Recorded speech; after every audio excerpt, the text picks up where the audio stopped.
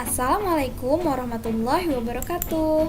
Welcome to English class for grade 6 SD Ar-Raudah, Bandar Lampung. Okay, kids, today we are going to learn about simple past tense. Siapa yang sudah tahu tentang simple past tense? Tenses yang paling mudah. Simple past tense digunakan untuk menyatakan suatu aktivitas atau situasi yang terjadi dengan jelas di masa lampau. Atau dengan kata lain, simple past tense ini digunakan untuk hal-hal yang sudah terjadi sebelumnya. Kapan waktu yang digunakan? Yaitu waktu-waktu yang sudah terjadi. Misalnya, yesterday, kemarin, last night, last year, this morning, atau titik-titik ago, misalnya 2 years ago, 2 months ago, or long time ago. Jadi waktu yang sudah terjadi. Dan menggunakan kalimat last seperti yang pada contoh, misalnya last night, last morning, last lesson, atau kalimatnya itu seperti tadi malam, tadi sore. Nah, menggunakan kalimat last. Jadi waktu yang digunakan adalah waktu-waktu yang sudah terjadi sebelumnya dan sudah berakhir. Kita lihat dari rumusannya. Jadi setiap tenses yang ada dalam bahasa Inggris, penulisan dalam bahasa Inggris itu ada formulanya atau ada rumusnya.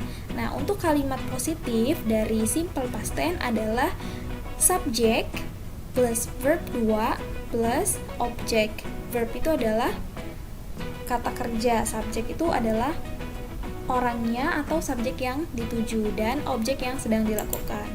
Kemudian untuk kalimat negatifnya hampir sama, subjek plus did not plus verb 1. Dan untuk kalimat interrogatifnya depannya ditambahkan did plus subject plus verb 1. Dalam kalimat simple past tense, kata kerja yang digunakan merupakan bentuk kata kerja kedua atau verb 2. Dengan catatan did not itu bisa kita singkat menjadi kata didn't.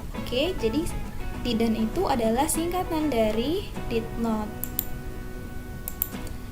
Terdapat dua jenis kata kerja, yaitu kata kerja regular verb atau kata kerja beraturan dan irregular verb atau kata kerja tidak beraturan. Nah, untuk kata kerja regular verb ditambahkan ed atau d di belakang setelah kata kerja bentuk pertama. Contohnya seperti ini. Regular verb atau kata kerja yang beraturan ya. Stay, kata utamanya atau verb satunya adalah stay, sedangkan menjadi past tense-nya menjadi stayed, ditambahkan ed di belakangnya, artinya adalah tinggal. Kemudian punch, jadi punch, ada ed di belakangnya, artinya memukul. Kemudian play, jadi played, bermain. Touch, jadi touched, atau artinya menyentuh. Call, jadi called, artinya memanggil. Perhatikan, di setiap ujung katanya ditambahkan ed, ditambahkan ed. Nah, itu yang disebut dengan kata kerja bentuk beraturan. Nah, selain kata kerja bentuk beraturan, ada juga kata kerja yang tidak beraturan. Verb 1, verb 2 itu tidak selalu ditambahkan ed. Contohnya awake. Nah, kata kerja bentuk keduanya menjadi awoke, artinya terbangun. Kemudian go, kata kerjanya bukan menjadi go ditambah ed, tapi dia menjadi went, artinya pergi. Selanjutnya drink, tidak menjadi drink ditambah ed, tetapi dia menjadi drunk, artinya minum. Kemudian eat, jadi ate, kata kerja bentuk keduanya menjadi ate. Kemudian run, jadi ran atau berlari. Perhatikan perbedaan antara regular verb dan irregular verb. Di mana kita bisa tahu? Ya kita bisa lihat di dalam kamus. Nah, biasanya di kamus itu ada regular verb dan irregular verb. Contoh, kita ke contoh kalimat dari simple past tense. Oke, kalimat presentnya adalah Dora want a can of Coke. Oke. Nah, kalimat positifnya dari simple past tense adalah Dora want a can of Coke. Nah, want yang tadinya di atas adalah verb 1, karena dia jadi simple past tense menjadi want ditambah ed. Oke, sesuaikan dengan rumus. Subjeknya adalah Dora, verb 2-nya adalah want yang ditambahkan ed, kemudian objeknya adalah a can of Coke. Selanjutnya di kalimat negatifnya, sesuaikan dengan rumus. Subjek did not ditambah verb 1. Jadi kalimatnya adalah Dora did not want a can of Coke. Want-nya di sini tidak ditambah ed. Kenapa? Karena sesuai dengan rumusnya, verb yang digunakan adalah verb 1. Jadi balik lagi ke awal, verb 1 yang di awal. Jadi kalau dia sudah di kalimat negatif, tidak perlu lagi menggunakan wanted yang ada ed-nya. Untuk kalimat interrogatifnya sama, ikutkan dengan rumus. Depannya ada did, kemudian subjek, kemudian verb 1.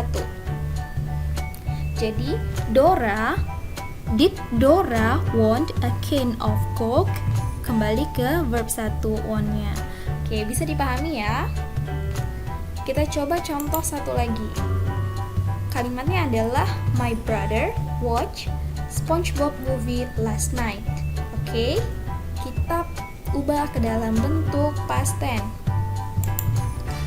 My brother watched SpongeBob movie last night. Watch, di sini watch yang digunakan adalah watch ditambah dengan ed.